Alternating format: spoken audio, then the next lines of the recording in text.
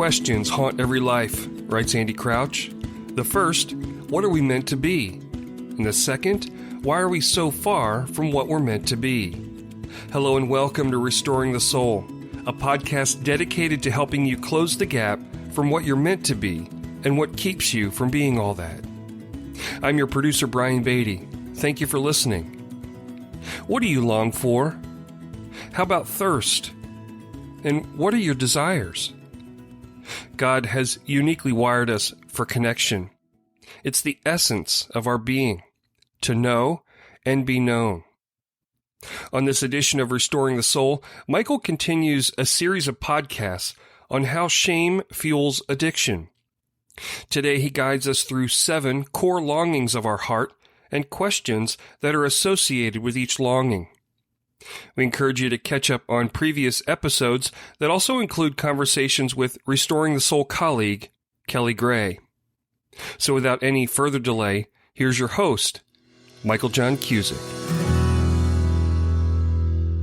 Hey everybody, it's Michael, and welcome to the program again. This is another episode in the 5 or 6 part, we're not sure how many parts there will be to this, series on how shame fuels addiction.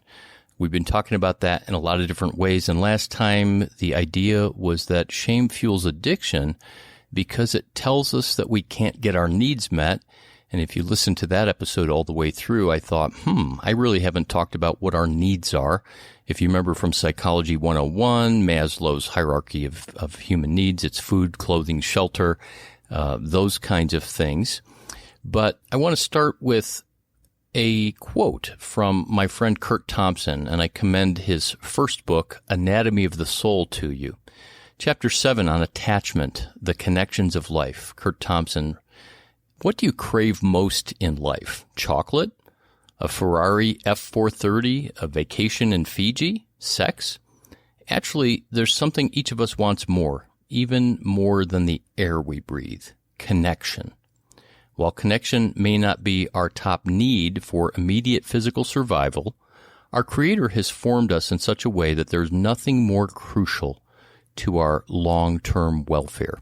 In fact, virtually every action we humans take part in is a deeper attempt to connect with other humans, even when it terrifies us, even when we suspect at some inscrutable pre-verbal place in our minds that we will be betrayed.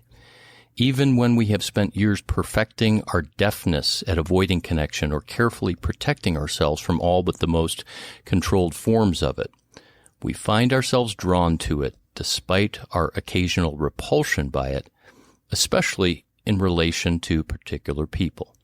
Another term that reflects this idea of connection is attachment. So, going back to the introduction to this series, remember I talked about addiction as a relationship. The definition that an addiction is an unhealthy, mood-altering relationship with a person, substance, or process. And so our deepest desire is for connection. I like to say, and Curt unpacks in that same book, Anatomy of the Soul, that our deepest desire is to be known and to know. And God has put these longings in our heart to be known and to know Him, to be known by others, and to know others. And this starts out at the most fundamental level of birth, infancy, forward, all the way through life from womb to tomb, as some of the attachment writers like to say. So this idea of this longing inside of us for connection, this yearning, this hunger, this thirst, this desire, this is what I'm speaking about when I speak about needs and wants. And I would encourage you not to try to differentiate too strongly between, well, is this a need or a want? I really need Jesus and water and shelter, but, I want a hug, or I want connection, or I want someone to gaze upon me in love. I would argue that that's a human need, and that whether we've experienced that or not in our earliest days forward, can profoundly affect our capacity to experience well-being on the inside, to feel grounded and connected to ourselves and to others, and ultimately to God. I want to start off this next just literally 10 or 15 minutes more with a verse in Isaiah chapter 55, verses 1 and 2. God says through Isaiah, "Come, all who are thirsty, come to the waters. And you who have no money, come, buy and eat, without money and without cost. Why spend money on what is not bread, and your labor on what does not satisfy? Listen to me and eat what is good, and you will delight in the richest of fare." This idea of hunger and thirst is all throughout the Bible. My former professor, mentor, and colleague, Dr. Dan Allender, once said that he talked to one of his professors, a PhD, long-term Old Testament scholar at Westminster Theological Seminary, and said, "Is this idea of longings and thirsts and desires, is this just a psychological construct on top of the Bible? Is this just kind of baptized secular thought?" And that mentor of Dan's went and did a long look at Scripture, and he concluded, and remember, this is at Westminster Theological Seminary in the late 1980s, he concluded that every one of the books of the Bible, from Genesis to Revelation, either explicitly or implicitly revealed this idea of hunger and thirst, desire and yearning that is inside of us as human beings, which reflects the image of God, which therefore implies that God yearns and longs and desires for the very things that we long and desire. Jesus says in John chapter 7, "If," and there's the contingency, "if you are thirsty, come to me and streams of living water will flow from you." I could give passage after passage after passage about hunger and thirst, but what I want to do is give 7 categories very quickly. And if this is familiar to you, I have a chapter in my book, Surfing for God, called Insatiable Thirst, where I say that men and women, of course, but the book was written to men, human beings that are addictive and compulsive are really trying to satisfy a deep thirst within. It was Aquinas who said that beneath every sinful behavior, there's a legitimate God-given appetite or thirst. So it serves us well to say, what are those thirsts beneath the surface, down in the deep waters of my heart, that are actually compelling me to go satisfy this thirst in a way that I'm drinking from a stream that can never satisfy? So these 7 categories are 4 A's and 3 S's, and I want to talk about them briefly. Attention, affection, affirmation, acceptance, significance, satisfaction, and security. That these are 7 core desires that we have, and each of them has a question attached to it. Now remember, these are longings or needs, and shame says you can't get your needs met by depending on others, and so shame says you can't have attention and all that represents. You can't have affection, affirmation, acceptance. You're not significant. So let me walk through these and tell you how I think about them. First of all, attention. Attention doesn't mean a person is histrionic. I'm not referring to that, or that they're trying to act in a way to gather attention. But we have this God-given longing to be seen. Read Psalm 139, and you will be struck by how deeply, deeply seen, and how God, the one who runs the universe, who created the stars and holds them in place in the sky, God pauses, and David says, "You know at this moment everything about me. Your gaze is upon me. Where can I go from your spirit?" And when I go to that place where is as far from your spirit as I think it is, I see that your hand is actually laid upon me with blessing, and like a parent standing side by side. If you ever watched the Andy Griffith Show or Mayberry RFD, I used to tear up when I was going through trauma, where I'd watch that show and I'd see Opie with his fishing pole next to Andy with his fishing pole, and they're walking down this road, father and son. That's the idea of attention. I'm with you. The question with this longing for attention really is, do you value me? And do I matter to the point, Dad, where you can come home from work early and we'll go fishing? Or instead of you organizing your tool chest on Saturday, can you pick up the ball and play catch with me? Will you be my Cub Scout leader? Mom, can you stop polishing the silverware or cleaning the house or being so busy leading Bible study that you can just tune in to me? And when I was little, can you get down on the floor and play with me? See, when an adult gives a child attention, it communicates, you matter and you have value and I see you, and seeing you is important. Affection. What do I mean by affection? Real simply, it's not simply, did people hug and kiss and, tousle your hair. Affection is when you walked into the room, did you see the light in the sparkle in the other person's eye because they're glad you're there? Affection is that someone lights up because you came. Affection is, I'm delighted that you're part of this, that you're here, that you're mine. And then, of course, that can lead to hugs and embracing and a kiss and running the fingers through the hair. And I have this picture of this mentor figure who he put his hands upon my cheeks and just gazed into my eyes and said, I love you. And whether he spoke those words or not, the affection that was there was like water to my soul. Affirmation, the third A. What is that? Well, John Eldredge said in Wild at Heart, it's as simple as, do I have what it takes? And I think this is a question for men and women. It's often framed as a question just for men, but here's what I think that means. I've never been trained to do neurosurgery. I've never flown an F-18. So do I have what it takes to do those? No. And if I was put in a position to learn how to do that, I wouldn't be the right guy for that, and I probably couldn't do it. I'm not shaming myself. But do I have what it takes to engage with the world as I encounter it? Do I have what it takes to be present in the moment and in relationships? In other words, do you see something? Here's the question. Parent, caregiver, mom, dad, do you see something in me that is substantial?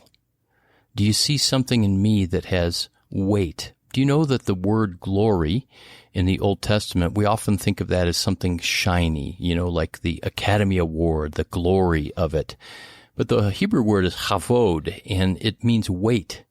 Glory is weight and substance. So affirmation is when that parent, that mom, dad, caregiver looks at the child and says, yes, there's something in you that is good and substantial, and I affirm it. You have what it takes. Attention, affection, affirmation, and the fourth A is acceptance. Acceptance is all about belonging. Acceptance is not, did I get accepted on the track team or as a cheerleader or chess club, or am I accepted by the kids in junior high at the lunch table? Of course, those things matter and it can involve that. But acceptance is about belonging. It's about community. It's about being integrated into. And ultimately, it's, is there a place that is home? Is there a place that's home? 99 times out of 100, in my own life and when I'm working with people with addictions, what drives their compulsion is that there's nowhere that is home for them. And the object of the addiction, the person, the behavior, the substance, has a sense of bringing them home to themselves, where everything feels right, where they feel grounded, where they feel anchored, and where everything's okay. So 4 S's, attention, affection, affirmation, and acceptance. And then 3 S's. The first S is satisfaction. And by satisfaction, one could think of this as a stomach that is empty or a heart that is empty, and then it's filled up. You might remember the old Snickers bar commercial. It's so satisfying. 3 o'clock in the afternoon, I go down to the vending machine, I grab a Snickers, and it's so satisfying. So I don't need anything else. The satisfaction is really about a sense of internal well-being. If you've ever fasted, you can get to a place where you're empty, and it's really remarkable. I did this recently, not because I'm super spiritual, but for a health reason. And when that initial hunger pang goes away, there's this sense of satisfaction that can almost feel like an increase in focus and energy. It's really uncanny, because in the absence of food, something else kicks in where your body and your brain kind of realigns and sharpens for a time being. And obviously, it can only be sustained that way for a period of time. But this satisfaction, the question is, do I have well-being? Where can I find well-being? And this sense of satisfaction for the infant, for the young child, for the grade schooler, for the adolescent, from those early stages forward, that's meant to be something brought to the child from the outside. And then as the child gets older, they can obviously develop and internalize a sense of, I can find satisfaction through doing a project and finishing it from beginning to end. The next S is significance, and this is also related to substance, but the question with significance is, do I have impact? It's kind of like, do I matter with the attention, which is really more about value, but significance is my existence on the planet, is my existence in this family, is my existence in this Bible study, in this marriage, in this friendship, does it matter? If I died tomorrow, would it make a difference? Somebody said it this way to me years ago. Am I just a vapor? Am I just a wind that kind of blows through and doesn't really impact anything? Or does my life have, here's the word again, weight, gravity? Do I have to have a PhD and have a high position in a political party, or be a billionaire, or have a huge ministry to be significant? Well, the scriptures say that every one of us is significant, that we're fearfully and wonderfully made. And in Jeremiah 1, God says, before I formed you, I knew you, and I set you apart. And so our significance and the longing to be significant is something that we can misdirect, and that the voice of shame says, you'll never get that need met, Michael, unless your next book is a New York Times bestseller. Then you'll be significant. Or why even try? Why show up in the world? You think that you make an impact? Ha! The last S, attention, affection, affirmation, acceptance, satisfaction, significance, and the last is security. We all know the phrase, oh, so-and-so is so insecure. But security is a deep-seated need in our human soul. And remember, the soul is body, mind, emotions, will, and spirit. And so security is something that we don't just need emotionally and spiritually, but it's something that we need in our physical self. Right now, while you were listening to this podcast, a firecracker, a very loud firecracker, went off right next to you, your nervous system would go into high alert. Your amygdala in your limbic system would smell smoke. The amygdala has been called the smoke detector of our brain, and it would say smoke, and it would signal loudly, there's a fire, and so danger, get out, when you heard that firecracker. Your nervous system wouldn't feel secure, because the operating mechanism that God gave us was this survival mechanism. And security asks the question, in my relationships, as an infant laying in the crib, as a preschooler, as a grade schooler, as a middle schooler, an adolescent, as a man or woman in this marriage, in this relationship, in my job, am I secure? Meaning, when there's a threat, am I going to be okay? See, safety is about the prevention and avoidance of harm. Security is about some kind of harm or assault or loud noise that overwhelms us happens, but we're somehow okay. And in trauma, there's that absence of security. And that's what makes the neurological system go haywire. So these 4 A's and 3 S's are what I'm simply calling the 7 core longings of our heart. And so if shame says that we can't get our needs met by depending on others, we will not get these longings met by depending on others. I therefore have to find a way through my own power, all by myself. I've got to get these needs met. And that's what fuels addiction. And that's how shame fuels addiction. Now, there's some of you that are going, Cusick mentioned 7 core desires. I know Greek, or I know Hebrew, or I read such and such a book, and I think there's 13.75 core desires. And I just want to say, probably so. There could be ones that are S's or A's. It doesn't matter. I think there's probably an infinite number of desires, as many adjectives as there are. But these 7 core ones seem to correlate well with these 4 S's of seen, soothed, safe, and secure that you might have heard me refer to in other podcasts, which are the 4 building blocks of attachment. So we're going to come back around to the final way that shame fuels addiction in the very next episode. Thank you so much for listening. For those of you who have sent emails, who have written reviews of the podcast, and for those that reach out through the Restoring the Soul website, thank you. Your encouragement, it means a great deal to us. By the way, we are about 6 weeks away, statistically speaking, from 1 million downloads, and we have something really special coming up to celebrate that big turn of events.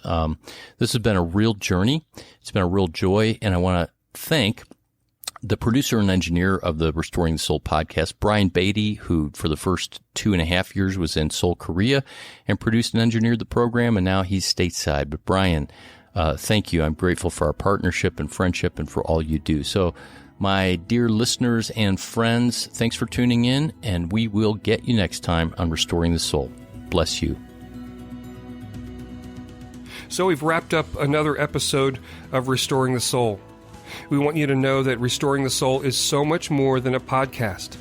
In fact, the heart of what we have done for nearly 20 years is intensive counseling. When you can't wait months or years to get out of the rut you're in, our intensive counseling programs in Colorado allow you to experience deep change in half-day blocks over 2 weeks. To learn more, visit restoringthesoul.com. That's restoringthesoul.com.